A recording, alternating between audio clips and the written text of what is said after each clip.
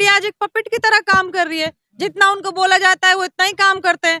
जब कहीं जीतते हैं, कोई बड़ी जीत होती है तो मोदी जी को आगे कर देते हैं, हार जाते हैं तो नड्डा जी को आगे कर देते हैं। ऐसा लग रहा है कि वो बेटियां देश की बेटियां नहीं है, वो कोई आतंकवादी हो।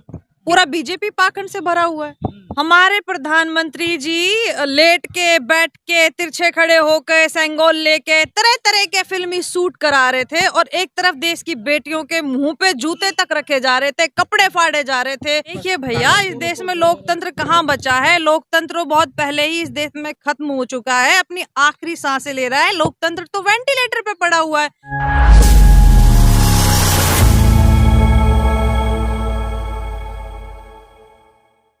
बड़े शर्म की बात है, इस देश का दुर्भाग्य है कि जिन बेटियों ने इस देश का मान बढ़ाया, इस देश के लिए मेडल लेके आई, पूरी दुनिया में भारत देश का नाम ऊंचा किया, आज उन बेटियों के साथ इतना अत्याचार हो रहा है। आपने देखा भी होगा कि अब से कुछ दिन पहले उनके साथ उनको किस तरह से रोड पे घसीटा गया, उनके ऊपर जूते तक का फोटो वायरल हो रहा है। आप लोगों ने देखा होगा साक्षी मलिक जी के मुंह पे, और किस तरह से उनके मतलब कपड़े भी फट गए हैं कुछ पहलवानों के। तो कितना जो अत्याचार हो रहा है बेटियों पे, ऐसा लग रहा है कि वो बेटियां देश की बेटियां नहीं है, वो कोई आतंकवादी हो।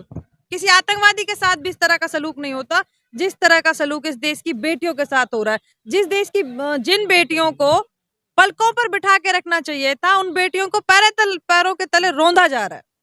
लेकिन ब्रजभूषण तो अपने बयान पे कायम है ना, वो तो कह रहे हैं कि भाई यदि मैं दोषी पाया जाऊंगा तो मुझे फांसी पे लटका दो, कोई दिक्कत नहीं है। जिस एक्ट के तहत केस दर्ज किया गया है, जिस एक्ट के तहत, उसमें तुरंत गिरफ्तारी होती है, उसके बावजूद उन पर कोई एक्शन नहीं लिया जा रहा है। वो उसके बावजूद इतने अनाप शनाप बयान देने पे लगे हुए हैं कि मेडल वापस करने से क्या होगा, पैसे वापस करो, ये करो, वो करो। उसके बाद बावजूद भी वो 15 रुपए का मेडल वो बता रहे हैं। अब तो कानून में संशोधन करने की बात भी हो रही है कि उसको एक्ट जो है इस तरीके से नहीं किसी के ऊपर भी लगाया जाए। अरे भैया, जब इनके ऊपर बात आती है तो पूरे संविधान के खिलाफ ही हैं ये लोग। ये तो शुरू से संविधान के खिलाफ है। मैडम, गिरफ्तारी तो दूर की बात है, ये नए संसद भवन के उद्घाटन में ये लोग जश्न में शरीक भी हुए हैं ब्रजभूषण। हमारे प्रधानमंत्री जी लेट के, बैठ के, तिरछे खड़े होकर, सेंगोल लेके तरह तरह के फिल्मी सूट करा रहे थे और एक तरफ देश की बेटियों के मुंह पे जूते तक रखे जा रहे थे, कपड़े फाड़े जा रहे थे, उनके शरीर को नोचा जा रहा था, मतलब बुरे तरीके से पुलिस वाले चिपटे हुए थे। लेकिन नहीं, इनको दिखाई नहीं देता वो। इन्होंने तो इतनी घिनौनी मतलब हरकतें की जा रही हैं कि इस आंदोलन को जो पहलवानों ने शुरू किया है उसको एक जातिवाद का रूप भी दिया जा रहा है। उसको जाट और राजपूत का भी जाति के रूप में उसको बांटा जा रहा है। ब्रजभूषण भी संसद भवन के उद्घाटन में देखे गए। हाँ, तो पाखंड तो है ही ना, पूरा बीजेपी पाखंड से भरा हुआ है। लेकिन मैम, जिस तरह से मीडिया न्यूज एंकर कह रहे हैं कि स्क्रिप्टेड है, देश के टैक्स का पैसा, ऐसे कैसे बहा दोगे? हाँ, तो पूरा देश जानता है ना कि गोदी मीडिया को गोदी मीडिया किस लिए कहा जाता है। गोदी मीडिया को गोदी मीडिया इसीलिए तो कहा जाता है कि मीडिया आज एक पपेट की तरह काम कर रही है। जितना उनको बोला जाता है वो इतना ही काम करते हैं। जब कहीं जीतते हैं, कोई बड़ी जीत होती है तो मोदी जी को आगे कर देते हैं, हार जाते हैं तो नड्डा जी को आगे कर देते हैं। तो मीडिया तो पूरा बिका हुआ ही है ना। बस आप जैसे चंद लोग हैं जो यूट्यूब के माध्यम से सच्चाई को दिखाने में लगे हुए हैं, वरना गोदी मीडिया ही है। भैया, आपको या हमें तो कोई कार्रवाई दिखाई नहीं दे रही। जिस एक्ट के तहत उनके खिलाफ मुकदमा दर्ज हुआ है, अभी तक कहाँ गिरफ्तारी हुई है। हाँ, तो वो तो है ना, इस देश में लोकतंत्र बचा कहाँ है। जो भी इस देश की गलत नीतियों के खिलाफ, इस सरकार के जो गलत काम है उनके खिलाफ जो भी आवाज उठाता है वो देशद्रोही हो जाता है। उसको अलग अलग तरह के मुकदमे करके फंसा दिया जाए। काले अंग्रेज है, गोरे अंग्रेज उसको तो पीछा छुड़ा लिया, लेकिन ये काले अंग्रेज है। इनके खिलाफ लड़ाई लंबी है जो आम जनता को लड़नी पड़ेगी। और मैं आप लोगों के चैनल के माध्यम से कहती हूँ कि आम जनता को ध्यान देने की बहुत जरूरत है। ये कोई कांग्रेस की या बीजेपी की लड़ाई नहीं है, ये आपके हक की और आपके हुकूक की लड़ाई है। आज लड़ाई है किसान की, आज लड़ाई है मजदूर की, आज लड़ाई है खिलाड़ी की, हर वर्ग की लड़ाई है। ये जो महंगाई हो रही है, ये कोई कांग्रेस बीजेपी नहीं है, ये आपके हक के लिए है। और आपके बच्चों की पढ़ाई का, आपके स्वास्थ्य का, आपके अपने हकों के लिए आपको लड़ना होगा, आगे आना होगा। लेकिन कहा जा रहा है कि गंगा में मेडल बहाने से ब्रजभूषण कह रहे हैं मुझे बात थोड़ी हो जाएगी। हाँ, तो अपनी सरकार के ऊपर प्रधानमंत्री नरेंद्र मोदी और अमित शाह जी जिस तरह से उनको अपनी शरण में छुपाए हुए हैं, तो उनके तो लेकिन लड़ाई तो दूर की बात, लेकिन यहाँ पर जंतर मंतर में महिला पहलवान प्रोटेस्ट कर रही थी। जगह जो है इनको खाली करवा दिया गया। अब उनके पास कोई जगह बाकी नहीं रही, क्या कहेंगे? जगह बाकी नहीं रही और उसके बाद उनके पीछे पुलिस भी लगा दी, जहां जहां वो जा रहे हैं निगरानी उन पर रखी जा रही है। कैसे लड़ेंगे? पहलवान बेटियां हैं, मजबूत बेटियां हैं और उन बेटियों के साथ हम जैसी इस देश की और अनेक बेटियां भी उनके साथ हैं, तो इतनी जल्दी हार नहीं मानेंगी। बहुत मजबूत बेटियां हैं।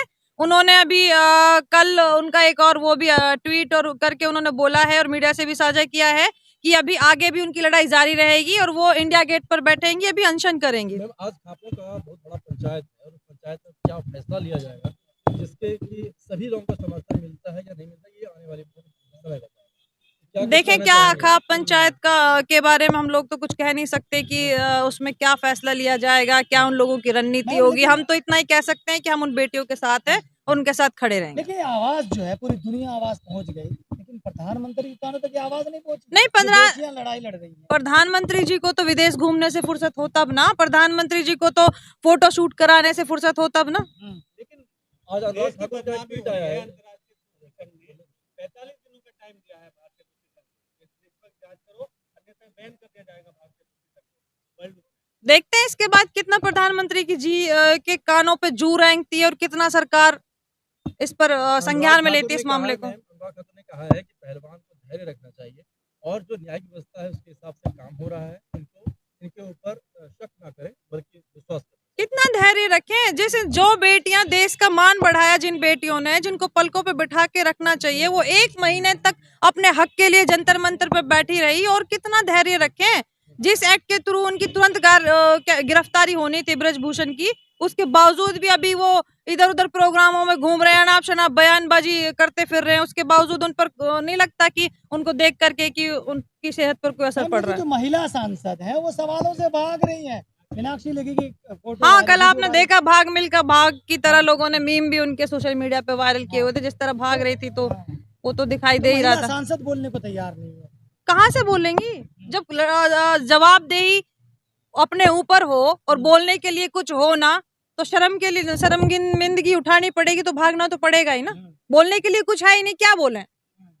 उनको भी पता है कि जनता देख रही है कि आप लोग कितना बेटियों के लिए आगे आ रहे हो, कितना उनके हक के लिए आवाज उठा रहे हो, तो जनता तो देख ही रहे ना। सवालों से भागना उनका लाजमी है। महिला पहलवानों पर भी उल्टा एफआईआर हो गया, क्या किस तरह देखें?